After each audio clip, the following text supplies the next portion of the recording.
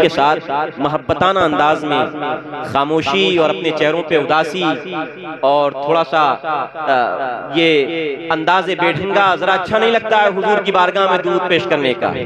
آپ کو نہیں معلوم، آپ جن کا کلمہ پڑھتے ہیں، جن کا نام لیتے ہیں، جن کے عشق کا دم بھرتے ہیں، جن کے محبت کے گیت گاتے ہیں، اگر آپ سے کہا جائے ان پر درود پڑھیے، آقا علیہ السلام فرماتے ہیں میرا نام لیا جائے اور میرا کوئی چاہنے والا مجھ پر درود نہ پڑھے، اس سے بڑا کنجوس اور کون سا ہو سکتا ہے؟ تو آپ ان کی محفل میں آئے ہیں، آپ سنی ہیں، سنت مصطفیٰ پہ عمل کرنے والے کہلاتے ہیں، آقا علیہ السلام کے شیدائی کہلاتے ہیں۔ آپ سے کہا جائے مصطفیٰ پر درود پڑھیے، آپ کیوں ہی گگا بنے بیٹھے دیکھا کریں؟ ایسا نہیں اچھا لگتا ہے، تھوڑا اچھی بات نہیں ہے یہ۔ ہاں، آقا علیہ السلام کے دیوانوں ہم سنی ہیں، سنت مصطفیٰ پر عمل کرنے والے ہیں، اور یاد رکھیے آقا علیہ السلام پر جب آپ درود بھیجتے ہیں تو ایسا نہیں کہ آقا علیہ السلام آپ کے درود سے غافل رہتے، نہیں۔ حدیث میں آیا ہے، پیارے آقا فرماتے ہیں ما من مسلم یسلم علی الا رد اللہ علی روحی فارد سلاما او کما قال النبی صلی اللہ علیہ وسلم۔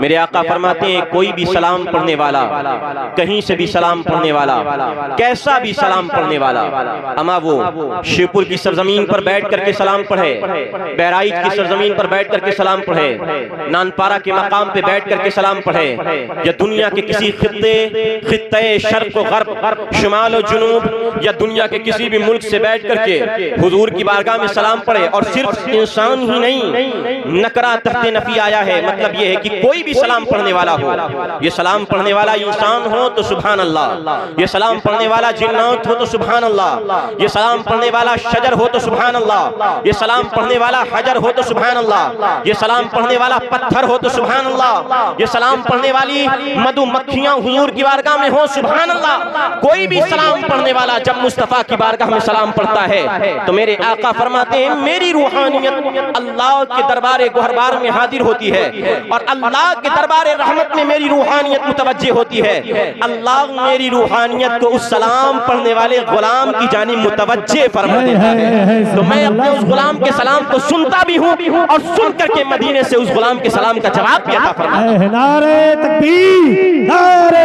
رسالت، مسلک اعلی حضرت، فیضان اعلی حضرت، نعرہ حیدری۔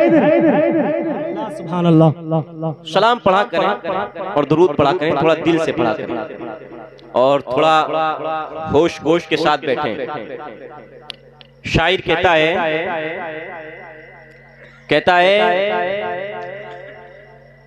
خشک شاخوں کو وہ تازہ گلاب دیتے ہیں، عہد پیری میں وہ پھر سے شباب دیتے ہیں۔ ابھی شعر بہت سے لوگوں کے ذہن میں نہیں اترا ہے، تھوڑا سمجھ لیجئے، پھر سبحان اللہ کہتے زیادہ مزہ آئے گا۔ شاعر کہتا ہے خشک شاخوں کو وہ تازہ گلاب دیتے ہیں، عہد پیری میں وہ پھر سے شباب دیتے ہیں۔ کیا مطلب یہ ہے کہ آپ نے دنیا میں کسی ڈال کو ایسا نہیں دیکھا ہوگا کہ جس نے اپنے تنے سے اپنا رشتہ کمزور کر لیا ہو، جس نے اپنی جڑ سے اپنا رشتہ کمزور کر لیا ہو، اور اس کے بعد اس ڈال میں، اس پیڑ کی شاخ میں پتیاں نکلی ہوں، اس پیڑ کے تنے میں بور اگے ہوں، اس پیڑ کے تنے میں کلیاں مسکائی ہوں، اس پیڑ کے تنے میں گلاب کھلا ہو، اس پیڑ کے تنے میں کوئی پھول نکلا ہو۔ شاعر کہتا ہے آپ نے دنیا میں کسی پیڑ کو ایسا نہیں دیکھا ہوگا، کسی درخت اور شجر کو ایسا نہیں دیکھا ہوگا کہ اگر اس نے اپنی شاخ، اپنے تنے، اپنی جڑ سے اپنے رشتے کو کمزور کیا ہے تو اس میں پتیاں نکلی ہوں، اس کو موسم بہار کا کوئی فائدہ ہو، اس کے اوپر ہریالی چھائی ہو، اس کے بور نکلے ہوں، یا اس کی کلیاں مسکائی ہوں، یا اس کے پتے ہرے ہوئے ہو۔ شاعر کہتا ہے نہیں، جب شاخ کا رشتہ اپنی اصل سے، اپنی جڑ سے، اپنے تنے سے ٹوٹتا ہے تو شاخ کمزور ہو جاتی ہے، شاخ ہری بھری نہیں رہ جاتی ہے۔ اسی طرح جب انسان پر بڑھاپا طاری ہو جاتا ہے تو اب جو انسان بوڑھا ہو گیا اس پر اب کوئی جوانی واپس نہیں آنے والی ہے۔ اب انسان بڑھاپا طاری ہو گیا تو موت کی منزل کے قریب ہو جاتا ہے، اور بڑھاپا کے بعد جوانی لیت الشباب یعود کی منزل میں رہ جاتا ہے۔ اب انسان پر جوانی نہیں آئے گی۔ اب میرے شاعر کہتا ہے سنو، یہ دنیا کا قانون ہے، یہ دنیا کی فطرت ہے، یہ دنیا کا اصول ہے، اور عادت یہی ہے قانون قدرت کی کہ جب شاخ اپنی جڑ سے رشتہ توڑتی ہے تو یقیناً جاتی ہے اور جب انسان پر بڑھاپا آ جاتا ہے تو یقیناً جوانی واپس نہیں پلٹتی ہے، مگر مصطفیٰ کی بارگاہ وہ بارگاہ ہے، آقائے دو جہاں کی بارگاہ وہ بارگاہ ناز ہے کہ یہاں یہ قانون نہیں چلتا ہے، یہ عادت نہیں چلتی ہے، یہ اصول نہیں چلتا ہے۔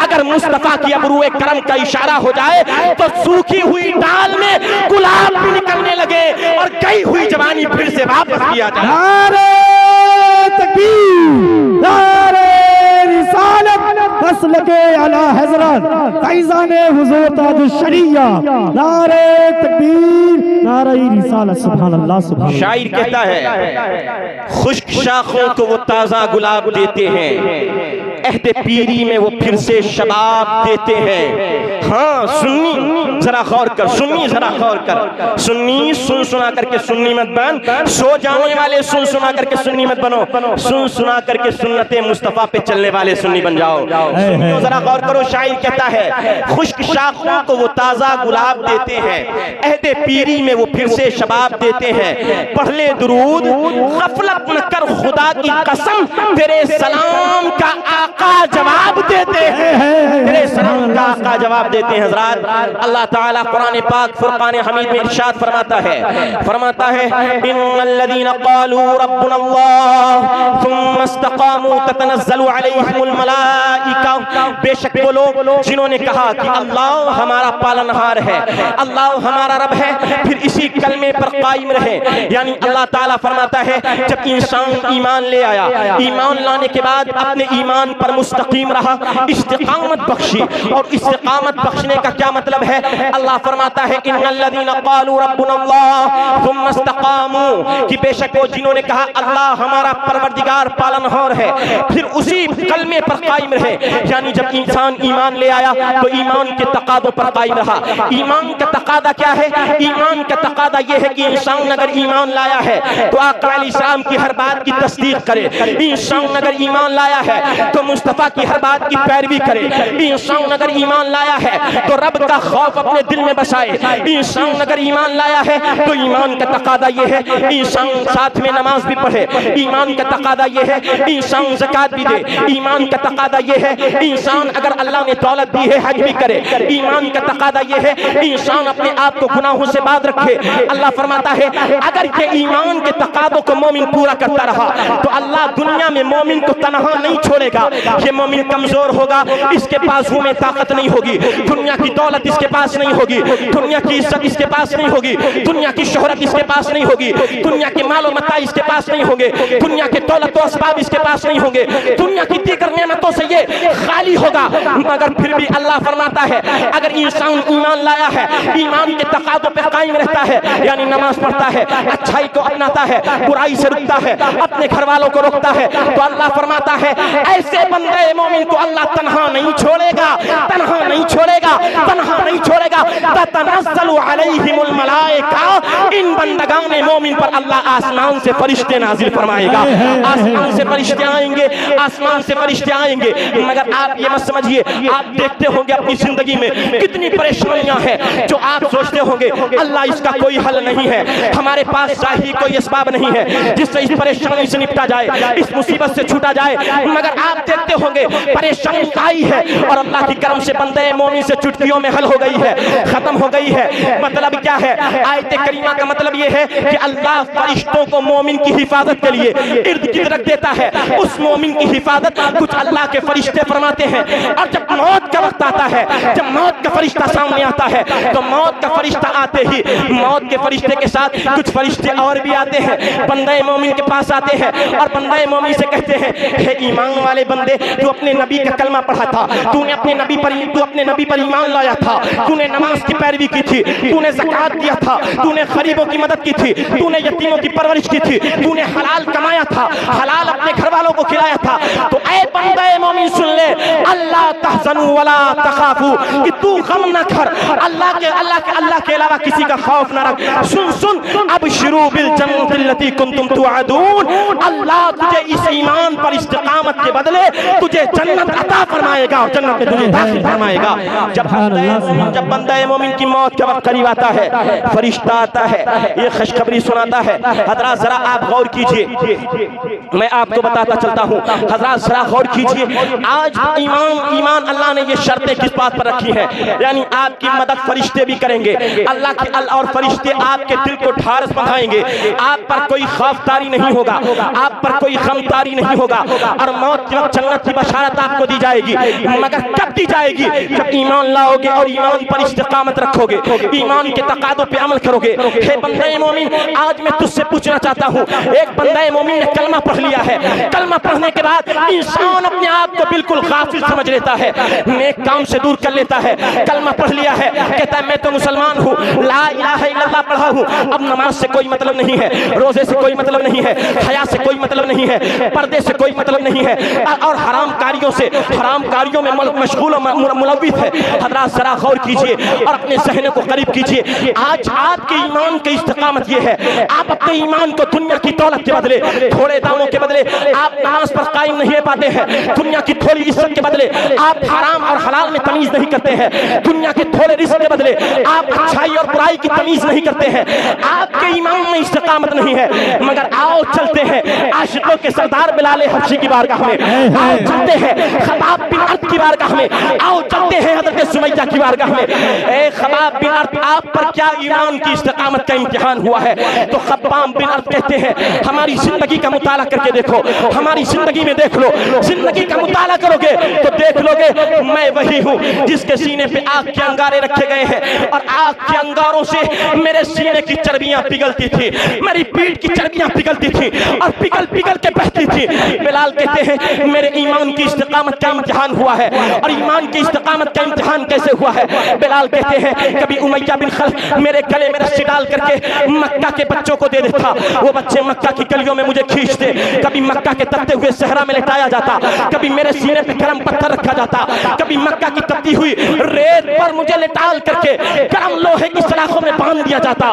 ہے بلال تجھ پہ اتنا ظلم کیا گیا ہے, اے خباب بن عرب تجھ پہ اتنا ظلم کیا گیا ہے. اور یہ تو مومن مردان کامل کا عالم تھا, عورتیں بھی اس میں پیچھے نہیں تھی. عورتوں کا عالم یہ تھا کہ جب حضرت سمیہ ایمان لے کر کے آتی ہے تو جناب سمیہ جب ایمان لاتی ہے تو ان کا آقا اتنا مارتا ہے اور کہتا ہے اے سمیہ نبی کے دامن سے دور ہو جا, اے سمیہ کلمہ پڑھنا چھوڑ دے, اے سمیہ ایمان پر استقامت چھوڑ دے ورنہ تیری جان لی جائے گی.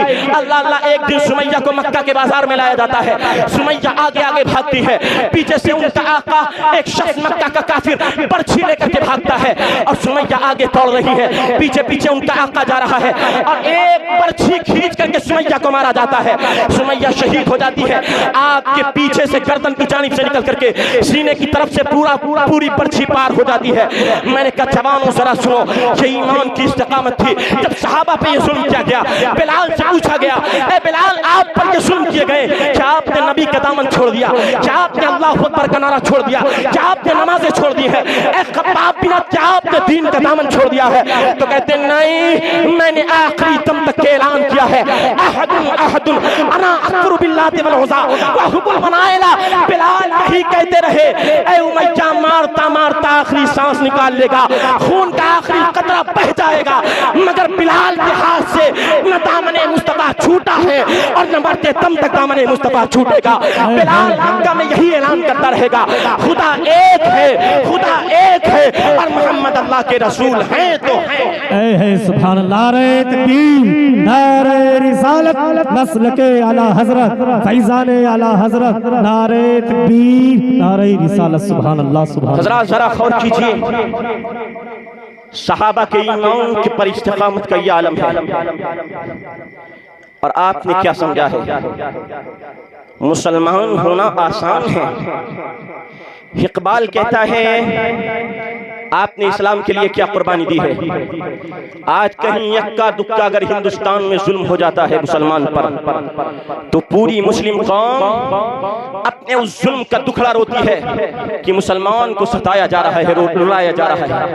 مگر کیا مکہ کا وہ دور بھی یاد ہے جب مکہ کے دور میں مسلمان ہونا اور کلمے کا اعلان کرنا دنیا کا سب سے بڑا گناہ سمجھا جاتا تھا، اور اگر کسی نے کلمے کا اعلان کر دیا اللہ کی قسم کفار سارے ظلم و ستم کا پہاڑ اس پر توڑ دیا کرتے تھے۔ ہم نے کہا آپ نے اسلام کا اس مسلمان ہونا آسان سمجھا ہے۔ اقبال کہتا ہے یہ شہادت گہے الفت میں قدم رکھنا ہے، لوگ آسان سمجھتے ہیں مسلمان ہونا۔ اقبال کہتا ہے میاں مسلمان ہونا اتنا آسان نہیں ہے، اس اسلام کو بچانے کے لیے وہ دور بھی نبیوں کی امتوں نے دیکھا ہے کہ جب ایک نبی کی امت کلمہ پڑھتی ہے تو نبی کی امت کے ہر ایک فرد پر ماں نبی کے سر پر آرا چلا دیا جاتا ہے اور جسم کے دو ٹکڑے ہو جاتے ہیں۔ امام بخاری اور مسلم نے نقل فرمایا ہے امت کے ہر بشر پر آرا چلایا جاتا ہے، سر کی بیچ مانگ پہ آرا چلتا ہے، جسم کے دو ٹکڑے کر دیے جاتے ہیں، مگر ایمان متزلزل نہیں ہوتا ہے۔ ہاں امام نووی نے وہ حدیث بھی نقل فرمائی ہے جس میں امام نووی فرماتے ہیں ایک نبی کی قوم وہ تھی کہ جب اس قوم نے اپنے نبی پر ایمان لانا شروع کیا ہے تو بادشاہ وقت کو خبر ہوئی ہے، بادشاہ وقت نے کہا آگ کا گڑھا کھود دیا جائے، آگ کا گڑھا کھودا جاتا ہے، اس میں آگ کو روشن کر دیا جاتا ہے اور آگ کی لپٹیں آسمان سے باتیں کرنے لگتی ہیں۔ حضرات ذرا غور کیجئے، اب میرے آقا فرماتے ہیں قوم کے ہر بندے کو جس نے اسلام لایا تھا، جس قوم کے بندے نے کلمہ پڑھا تھا اور اپنے نبی پر ایمان لے کر کے آیا تھا، اس ایک ایک کر کے آگ کی خندق میں ڈالا جانا شروع کر دیتے ہیں۔ بادشاہ ایک ایک آدمی کو ایک مسلمان کو آگ کی خندق میں ڈالتا ہے۔ ایک وقت وہ آتا ہے کہ ایک عورت خندق کے قریب آتی ہے، اس کی گود میں ایک بچہ ہے، وہ بچہ چھوٹا ہے، اب ماں خندق میں کودنا چاہتی ہے مگر بچے کا منہ دیکھتی ہے، سوچتی ہے میں کود جاؤں گی مگر یہ چھوٹا سا ننھا سا بچہ جو دودھ پیتا ہے شیر خوار ہے، اسے آگ میں لے کر کے کیسے کودوں؟ ایک ماں ہے مگر ایمان والی ماں ہے، کلمہ پڑھنے والی ماں ہے، اپنے نبی پر ایمان لانے والی ماں ہے، اپنے نبی کی سچی وفادار ماں ہے۔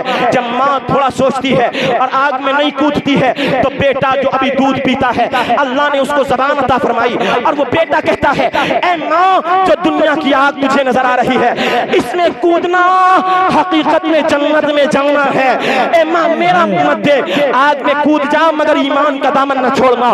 حدیث میں آیا ہے وہ عورت اپنے بچے سمیت آگ میں کود جاتی ہے مگر ایمان نہیں چھوڑتی ہے، کلمہ نہیں چھوڑتی ہے، اپنے نبی کا دامن نہیں چھوڑتی ہے۔ اور میرے آقا علیہ السلام کے امتیوں میں بھی ایسا دور گزرا ہے جس دور میں اصحاب رسول نے گٹھلی کھا کر کے روزہ رکھا ہے، گٹھلی کھا کر کے افطاری کی ہے۔ نبی کے دور میں وہ دور بھی گزرا ہے جس دور میں نبی کے صحابہ کو جلتے ہوئے تیل کے کڑاہوں میں ڈال دیا گیا ہے اور ایک ایک صحابی یہ جل کر کے کوئلہ ہو گیا ہے، مگر کیا اس نے نبی کا دامن چھوڑا؟ کیا اس نے نبی کا کلمہ چھوڑا؟ کیا اس نے نبی پر ایمان لانا چھوڑا؟ نہیں، ہر ایک یہ اعلان کرتا رہا، ہر ایک یہ بتاتا رہا دنیا والوں ایمان وہ دولت ہے کہ جان دے کر کے اگر اس کی حفاظت کر لی جائے کم ہے، ایمان پر استقامت سب سے بڑی دولت ہے۔ آج مسلمانوں میں تجھ سے پوچھنا چاہتا ہوں، ایک کلمہ پڑھنے والے تجھ سے میں پوچھنا چاہتا ہوں آج تیرا میرا کیا حال ہے؟ آج ذرا سی دنیا کی دولت کے چکر میں تو اپنے ایمان کو ضائع کر دیتا ہے، بے ایمانی رگو پے میں ہمارے اور آپ کے بسی ہوئی ہے۔ حضرات ذرا غور کیجئے، آج آپ کے ایمان کا عالم یہ ہے کہ آج آپ کی بیٹیوں کا آپ نے نام زینب تو رکھ دیا ہے، آج اپنی بیٹیوں کا نام آپ نے رقیہ تو رکھ دیا ہے، آج آپ نے اپنی بیٹی کا نام عائشہ تو رکھ دیا ہے، آج آپ نے اپنی بیٹی کا نام خدیجہ تو رکھ دیا ہے، مگر جو ایمان کے تقاضے ہیں اور ایمان کے تقاضے پر اپنی بیٹی کی پرورش کرنا ہے، اپنی ماں کی پرورش کرنا ہے، اپنی بہن کی پرورش کرنا ہے، اپنی بیوی کی پرورش کرنا ہے، آج آپ نے شترے بے مہار کی طرح اپنے گھر کی عورتوں کو چھوڑ دیا ہے، یہ آزاد گھومتی ہے، جس کے ساتھ چاہے بیاہ رچائے، ہندو ہو شادی کر لو، عیسائی ہو شادی کر لو، کیا کرسچن ہو شادی کر لو، اور یہودی ہو جیسس کا ماننے والا ہو شادی کر لو، بودھ کا ماننے والا ہو شادی کر لو، جین ہو شادی کر لو۔ آج پورے ہندوستان میں مسلمان عورتیں بھاگ رہی ہیں اور مسلمان کی قوم پر داغ لگا رہی ہیں۔ حضرات میں نے کہا یہ ایمان کی کمی ہے، یہ آپ کی تربیت کی کمی ہے، یہ دین کی کمی ہے۔ اگر آج آپ نے اپنے باپ ہونے کا فرض نبھایا ہوتا، اپنے شوہر ہونے کا فرض نبھایا ہوتا، اپنے بھائی ہونے کا فرض نبھایا ہوتا، اپنے بیٹے ہونے کا فرض نبھایا ہوتا تو یقیناً ایک باپ کی بیٹی اس کی غیرت ہے، ایک بھائی کی بہن اس کی غیرت ہے، ایک شوہر کی بیوی اس کی غیرت ہے اور ایک بیٹے کی ماں اس کی غیرت ہے. آج یہ دن میں دیکھنا پڑتا مسلمانوں کو, مگر سارے ہندوستان میں آپ دیکھیے کفار نے ایک مشن چلا رکھا ہے, مسلمان عورتوں کو ایمان سے بہکانا ہے. ہم نے کہا اے مسلمان, ہے مسلمان, ہے مسلمان, اپنے گھر کی عورتوں کی اس طرح تربیت کرو کہ وہ کسی ڈھیرون کی دل دادا نہ بنے. اگر انہیں بننا ہے تو کنیز فاطمہ بن جائیں, عائشہ بن جائیں, کنیز زینب. نعرہ تکبیر, نعرہ رسالت, مسلک اعلی حضرت, فیضان اعلی حضرت, فیضان حضور تاج الشریعہ, نعرہ تکبیر, نعرہ رسالت. سبحان اللہ, سبحان اللہ. ہم نے کہا مسلمان ذرا غور کر, ایک کلمہ پڑھنے والے ذرا غور کر, ایمان لانے والے ذرا غور کر. ہر بھائی سے سوال کرتے ہیں, جن کی بیٹیاں ہیں ان کے باپوں سے سوال ہے, جن کی بیویاں ہیں ان کے شوہروں سے سوال ہے, اور جن کی مائیں ہیں ان کے بیٹوں سے سوال ہے. سوال کیا ہے؟ ایک مسلمان غیرت مند ہوا کرتا تھا, اور ایک مسلمان کی غیرت کا عالم یہ ہوتا تھا کہ ایک مسلمان اپنی بہن بیٹیوں کو غیر محرم کے ساتھ دیکھنا, کافر تو کافر ہے, مسلمان غیر محرم کے ساتھ اٹھنا بیٹھنا گوارا نہ کرتا تھا. حضرات آج تعجب اس بات پر نہیں ہے کہ مسلمان کی لڑکیاں بھاگ رہی ہیں, تعجب مسلمان کی لڑکیاں اپنے گھروں سے بے پردہ نکل رہی ہیں, بے غیرتی کے ساتھ نکل رہی ہیں. تعجب تو اس بات پر ہے کہ مسلمان کی لڑکیاں ان گھروں سے نکل رہی ہیں جن میں مرد کہلانے والے لوگ ہیں. آج تمہاری مردانگی پہ سوال ہے, آج تمہارے مرد ہونے پر سوال ہے.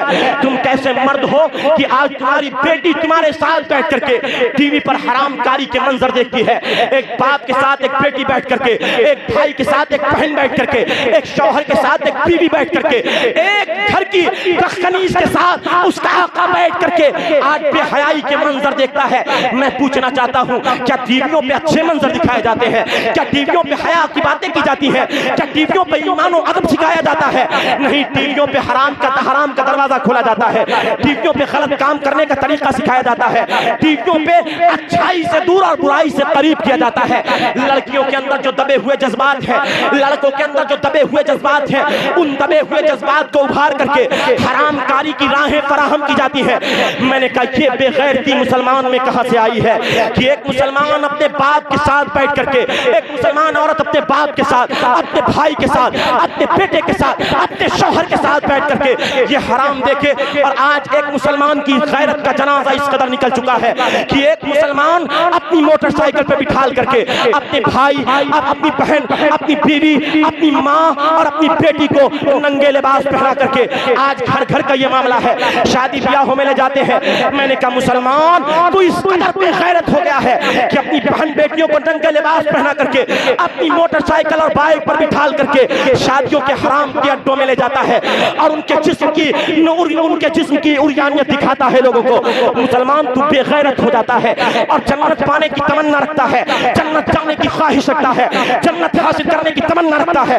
یاد رکھ اگر یہ عالم تیرا ہے تو جنت تجھے خواب میں نہیں ملے گی, کیونکہ میرے آقا علیہ السلام نے فرمایا ہے, میرے آقا علیہ السلام نے فرمایا ہے, قسم خدا کی دیوس جنت میں داخل نہیں ہوگا, قسم خدا کی دیوس جنت کی خوشبو نہیں پائے گا, قسم خدا کی دیوس پر اللہ قیامت کے دن نظر رحمت نہیں فرمائے گا.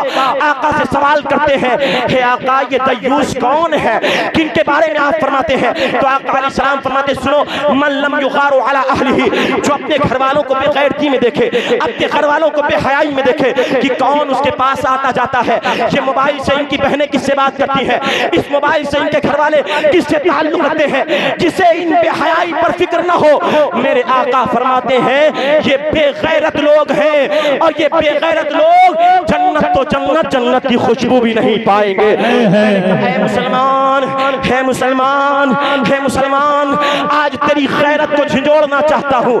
تو جنت لینے کی تمنا رکھتا ہے, جنت اتنی آسان ہے کہ تو نے چاہا اور جنت مل گئی, جنت اتنی سستی ہے کہ تو نے مانگا اور جنت مل گئی. نہیں, جنت اتنی آسان نہیں ہے, اتنے سستے انداز میں جنت نہیں ملنے والی ہے.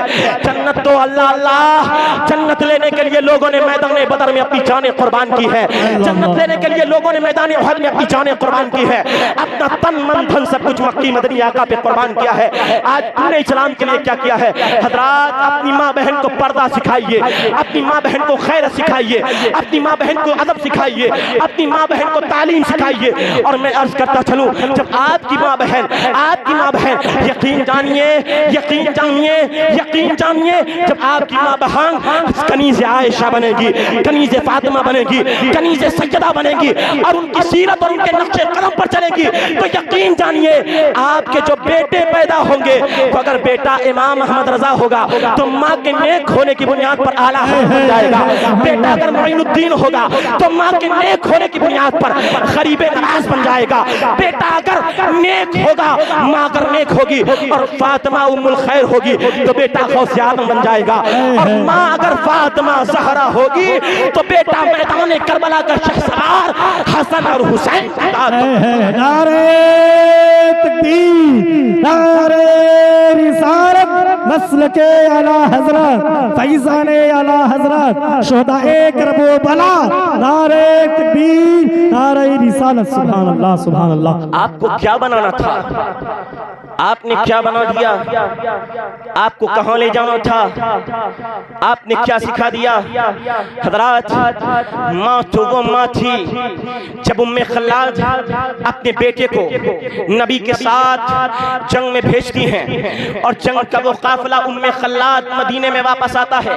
جب جنگ کا قافلہ مدینے میں واپس آیا تو ام خلاد کا بیٹا نبی کے معیت میں شہید ہو جاتا ہے، جنگ میں شہید ہو کر کے آتا ہے۔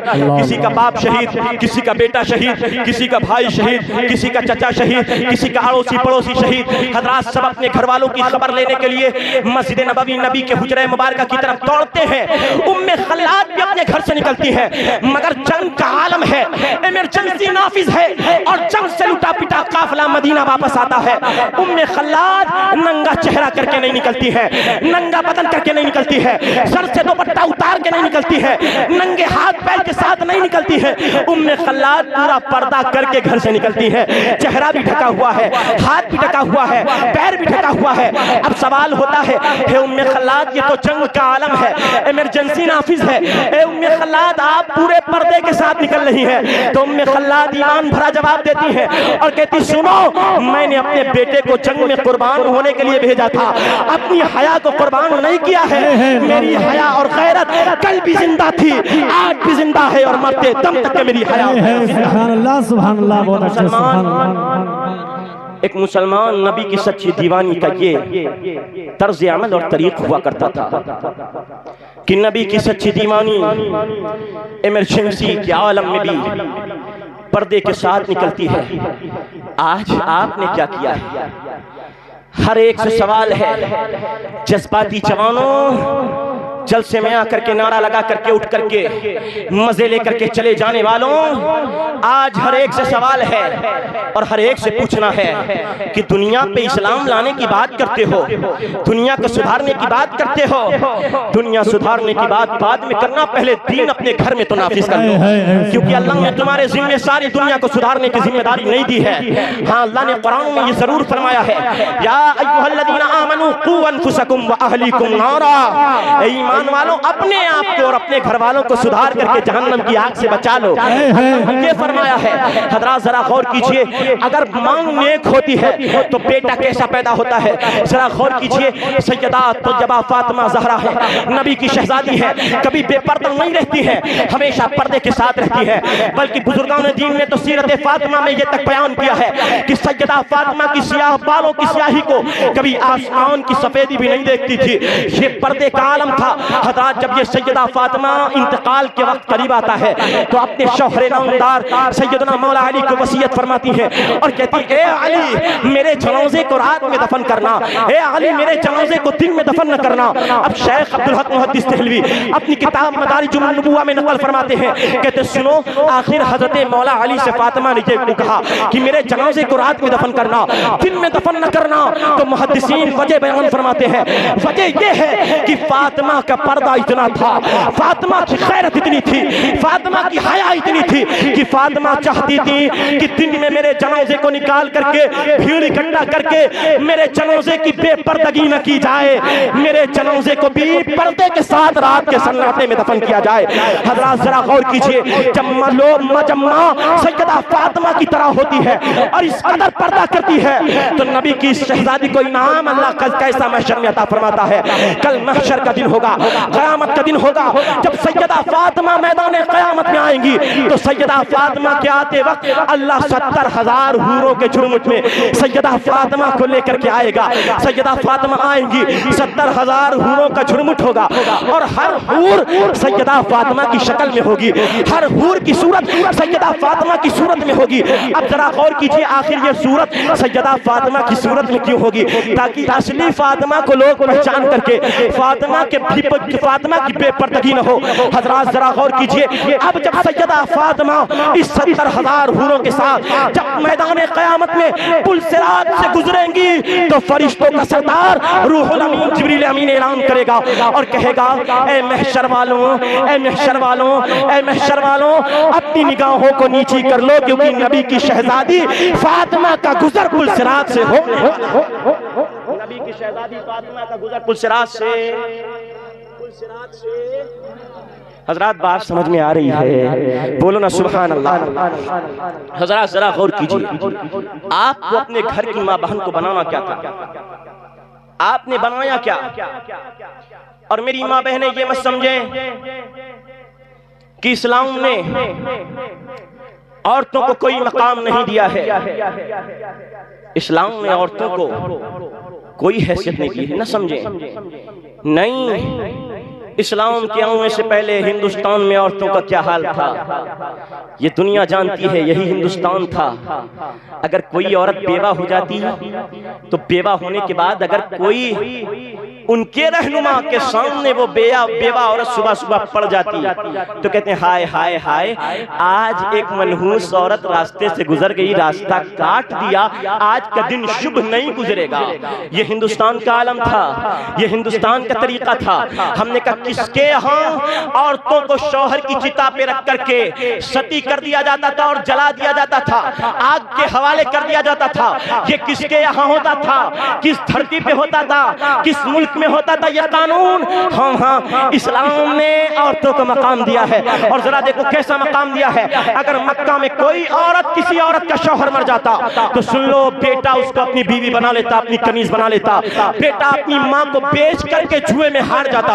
حضرات اگر مکہ میں یہ عالم تھا کہ اگر جن بہن بیٹیوں کو زندہ دفن کر دیا جاتا تھا، مگر اسلام نے یہ دنیا والوں کو مزاج دیا، عورتوں کا مقام ہلکا نہیں ہے، عورتوں کا مقام بہت بلند و بالا ہے کہ اگر عورت ماں کے روپ میں ہے تو اللہ نے عورت کے قدم کے نیچے جنت عطا فرما دی ہے، اور اگر عورت ماں بیوی کے روپ میں ہے تو اللہ نے ایک حور کی صورت اسے عطا فرما دی ہے، اور اگر عورت بیٹی کی صورت میں ہے تو اللہ نے اس بیٹی کی پیدائش پہ فرمایا ہے۔ اللہ کے نبی فرماتے ہیں اگر کسی باپ کے گھر میں بیٹی پیدا ہو تو ایک نہیں، دو نہیں، تین نہیں، اللہ 10 رحمتیں نازل فرماتا ہے، اللہ 10 رحمتیں نازل فرماتا ہے۔